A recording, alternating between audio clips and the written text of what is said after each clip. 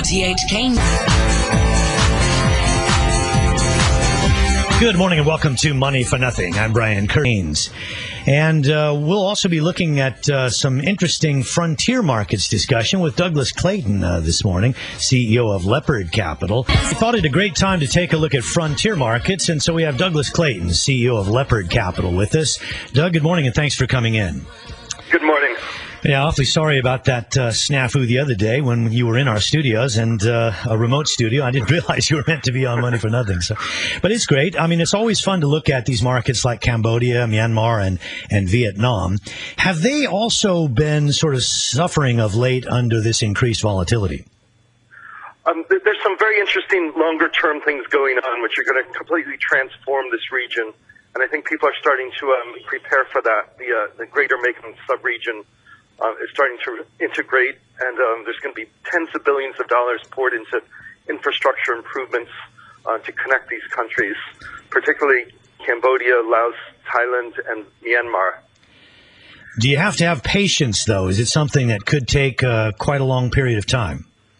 Well, the AEC, the ASEAN Economic Community, is coming together in 2015. So this is going to be a catalyst. So I think we're at the cusp of some dramatic changes in the region, as well as the recent reforms in Myanmar, which have put that country back onto the map. Are we talking mostly private investing, or is there a chance to do some public investing? Well, certainly Thailand, being the by far the most developed country in the region, offers a lot of listed equity plays that many Thai companies will be moving into its neighbors, and they have great growth prospects ahead when they fully take advantage of that. So is that a good way to play those frontier markets, to go through some of those more enterprising companies in Thailand that are moving in there? That's the more liquid way to play it. In our case, we're creating a private equity fund that will span these four countries and link them together and invest in the cross-border expansion plays. And where are we in the process of developing, securities markets to the extent that people on the outside could freely invest?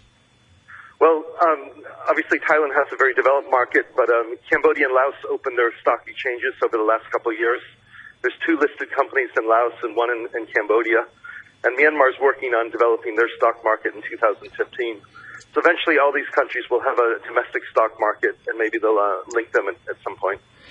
And what about that question about volatility? Do you see, more volatility in the frontier markets in Asia?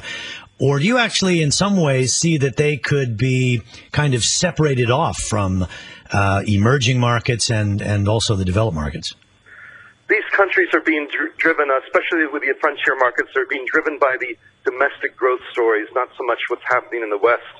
So this is the beginning of a long-term secular uptrend.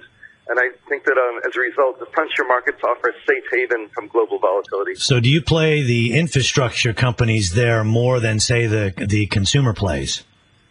I think things like financial services, food production, and basic utilities, electricity, and telecoms, these are all high-growth areas. But you can really play almost any sector because you're talking about three countries catching up to its neighbor in almost every sector. Let me ask a basic question. Is your blood pressure higher now than it was a couple of years ago? Well, I'm very excited about this opportunity. It's no matter what happens in the world, you can assume that this region is going to unlock its value by arbitraging its cost base across each other's borders. Okay, now not selling for you, but in case people wanted to take part in your fund, is that possible, and how would they find you on the map? Well, they can contact me, but I'm not here to promote my fund. I'm just discussing the region on a broader basis. All right, so they can just Google Leopard Capital and find ways to contact you. Okay, Douglas, thanks very much for joining us here on the phone. Thank you. Doug Clayton, CEO of Leopard Capital.